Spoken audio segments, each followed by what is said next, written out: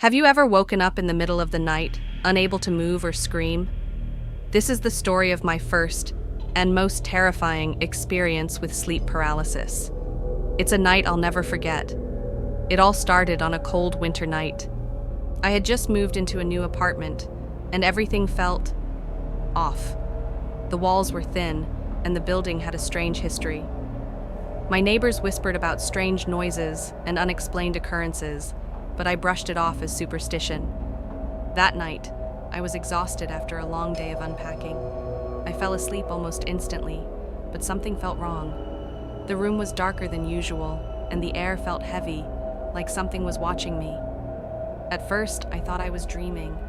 I saw shadows moving in the corner of my room, but I told myself it was just my imagination. Then I felt it, a pressure on my chest like an invisible force was pinning me down. I tried to move, but my body wouldn't respond. I tried to scream, but no sound came out. Panic set in as I realized I was completely paralyzed. That's when I saw it, a dark figure standing at the foot of my bed. It was tall, with glowing red eyes and a twisted smile. It leaned closer, and I could feel its breath on my face, cold and rancid. I wanted to look away, but I couldn't. It felt like hours, but in reality, it was only a few seconds. The figure whispered something in a language I couldn't understand, and I felt a wave of dread wash over me. Just when I thought I couldn't take it anymore, I heard a voice, a deep, guttural whisper. It said, "You're mine now." That's when I finally managed to let out a scream. I woke up drenched in sweat, my heart racing. The room was empty, but the feeling of dread stayed with me for days. I later learned that what I experienced was sleep paralysis, a condition where your mind wakes up, but your body remains asleep.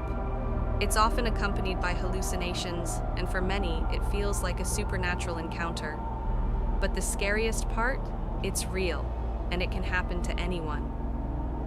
I started researching sleep paralysis and found that many people have similar experiences, from shadowy figures to eerie whispers.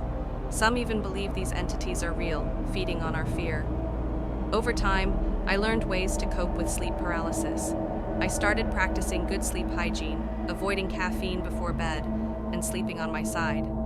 I also found comfort in knowing I wasn't alone. Sharing my story with others helped me process the trauma, and even connect with people who had similar experiences.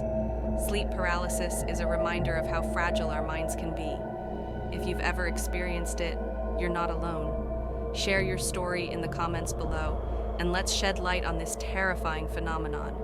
Remember, even in the darkest moments, there's always hope.